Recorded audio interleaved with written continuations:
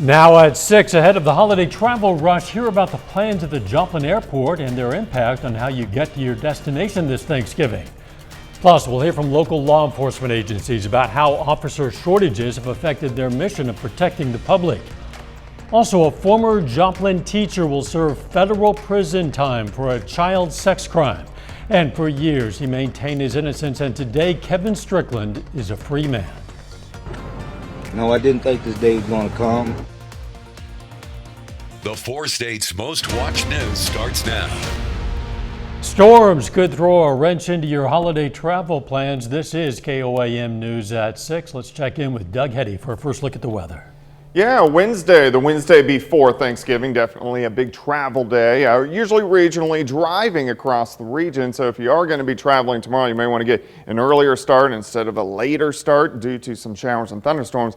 Nothing going on right now. We look fine, but you can see the clouds starting to increase. That's our next storm system out across the central parts of the Rockies. Ahead of this system, temperatures staying fairly mild.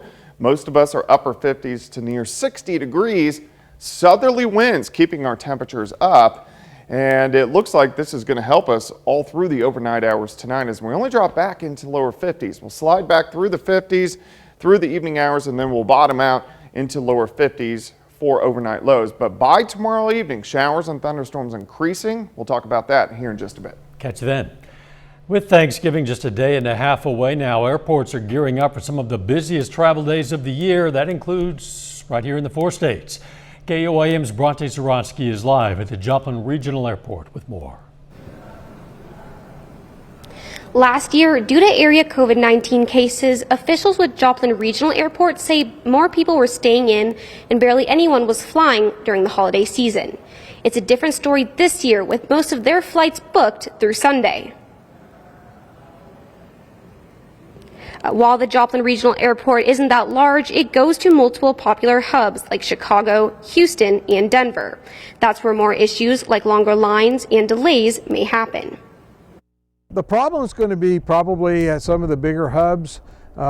If you're flying out or going somewhere, I would suggest staying inside security and not going outside, because trying to rescreen and get back into security is going to be difficult, especially at some of the major hubs.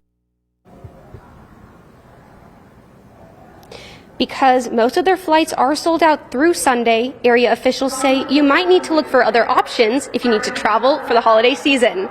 Live in Joplin, Bronte Sorotsky, KOAM News. Bronte, thanks. Brings us to today's KOAM News Now Instapoll. How do your travel plans differ from last year?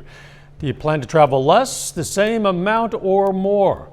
You can participate in the poll at KOAMnewsnow.com/vote or through the KOAM News Now mobile app. Results are updated live, and we're going to check in on the numbers here in just a bit. A former Joplin school teacher will spend 20 years in prison for enticing a minor to engage in sex. A federal judge in Springfield handed down Amanda Schweitzer's sentence today. Those 20 years will be served without the possibility of parole, and will be followed by 15 years of supervised release. The 13-year-old victim, who was a student of Schweitzer, reported Schweitzer sent nude photos of herself to the victim and had sex with the victim on at least 2 occasions. Kevin Strickland has been behind bars for more than 40 years, but today the 62-year-old who maintained his innocence for the duration of his time in prison is free. A Missouri judge today ruled that Strickland was wrongfully convicted for 3 murders.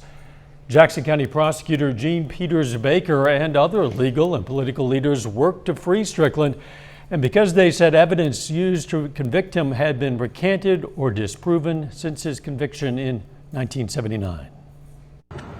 No, I didn't think this day was going to come. I mean, not before I got this legal team, I didn't.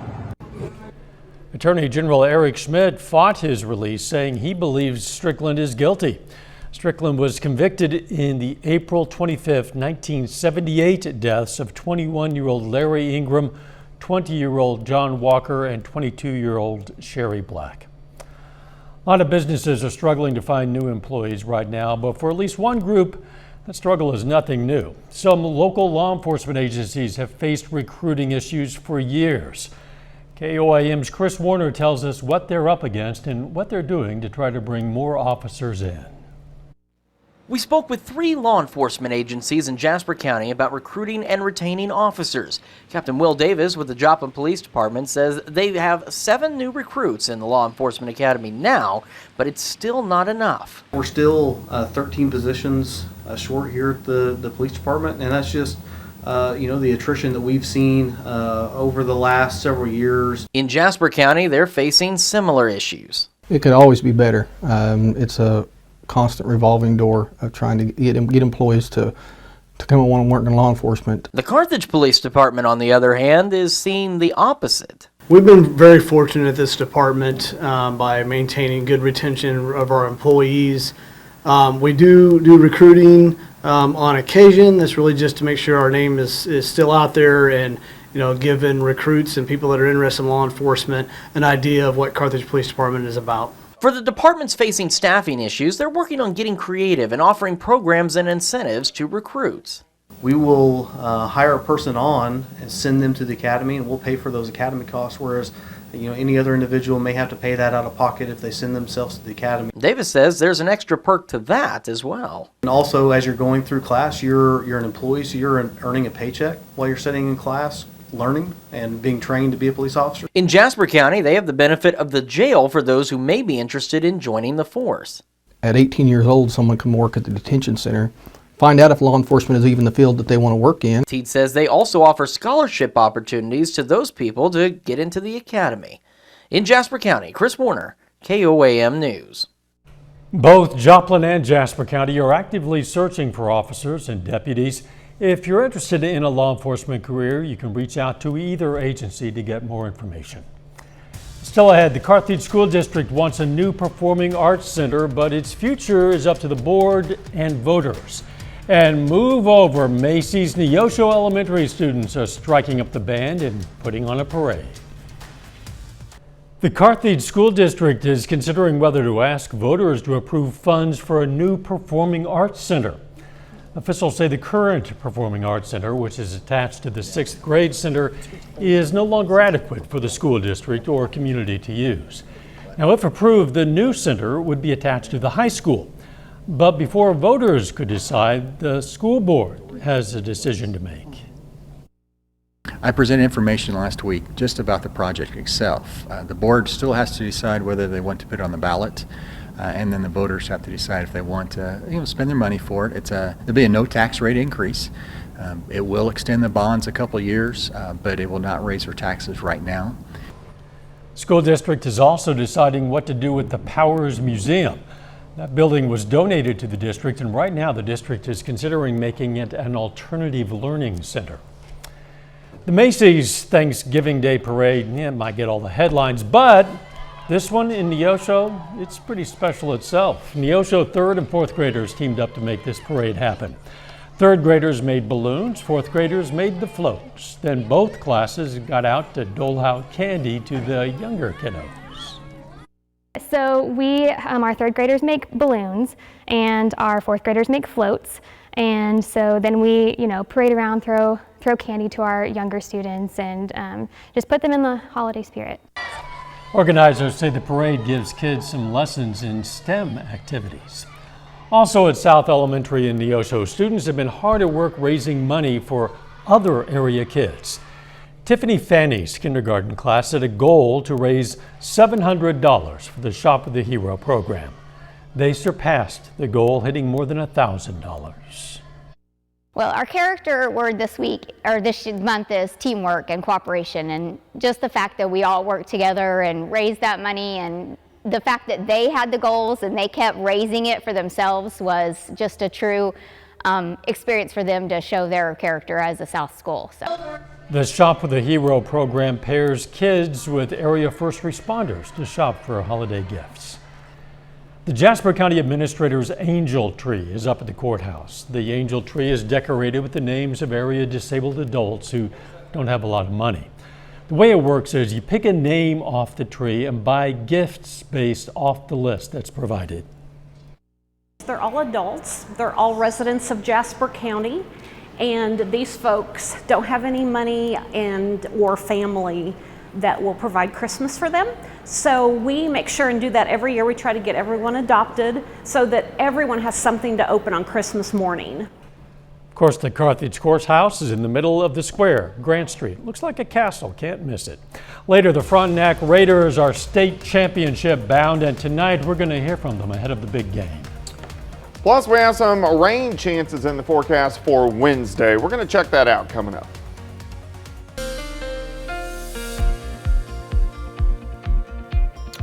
Turned out to be a pretty good Tuesday for us today. Plenty of sunshine across the region. Temperatures warmed up nicely as most of us went into the upper 60s for afternoon highs, well above where we should be for this time of the year. In fact, our temps right now, it's dark, are above our average high for this time of the year, as we should be topping out kind of low to mid 50s for this time of the year. Upper 50s to near 60 right now, and it looks like it's going to be a slow drop as we go into the evening hours, mainly due to south winds kind of keeping our temperatures up.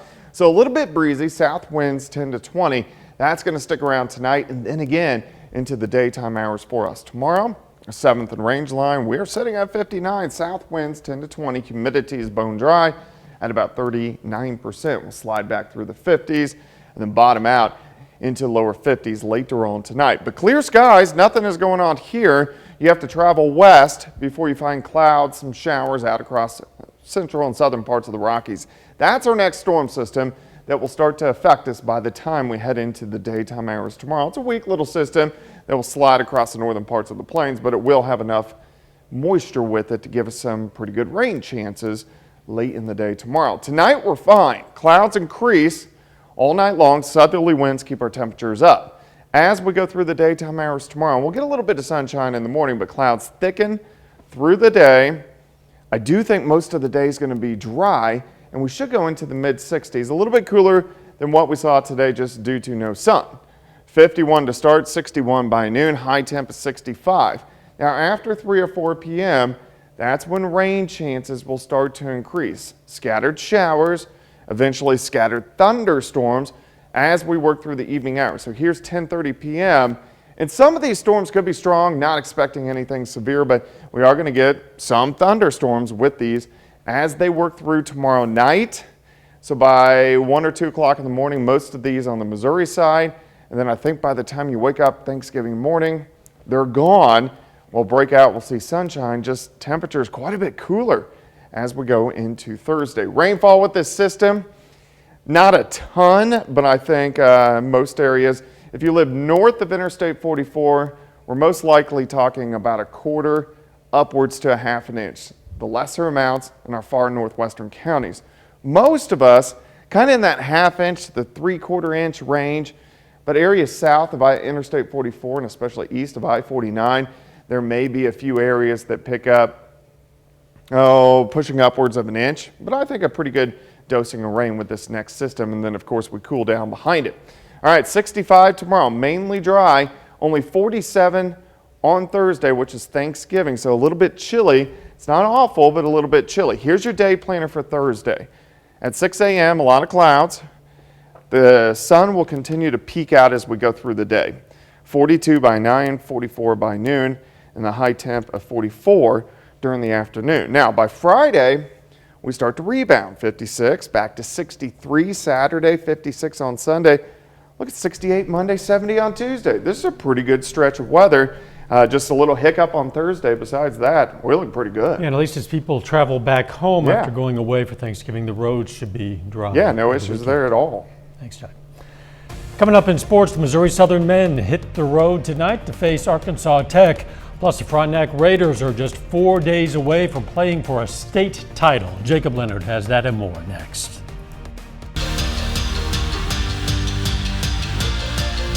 The Frontenac Raiders have a chance to bring home a football state championship this weekend.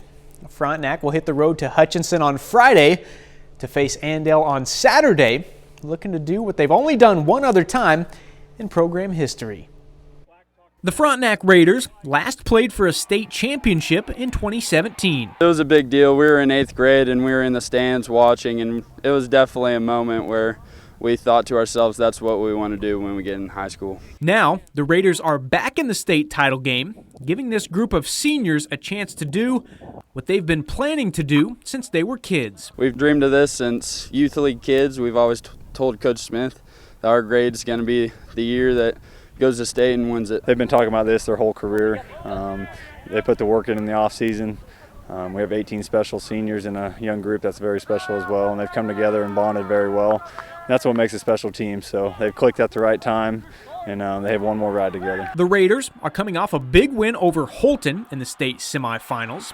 Frontenac held the Wildcats to just 13 points Friday, a season low for a Holton team averaging 40 per week. I thought we played extremely hard. After that first quarter, we really controlled the line of scrimmage on both sides. We've been in a lot of big games the last 4 or 5 weeks, a lot of tight games in the third and fourth quarters, and our kids weren't phased at halftime when we were down by 1.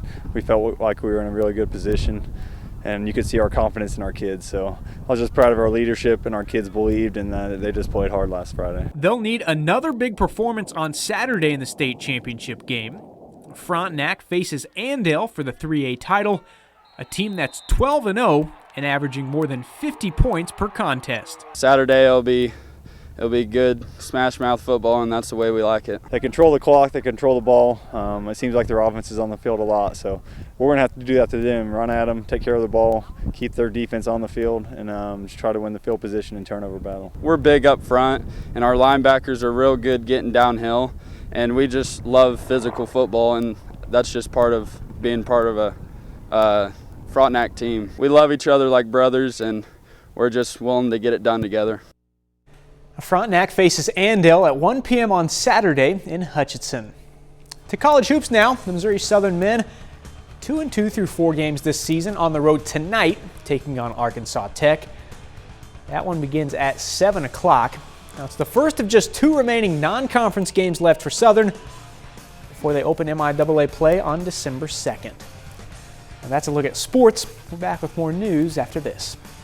Take time now to honor a local veteran. Captain Lauren Hutchins served in the U.S. Army. His hometown, Carthage, Missouri. And we are proud to salute Captain Lauren Hutchins. He's tonight's 4th state hero.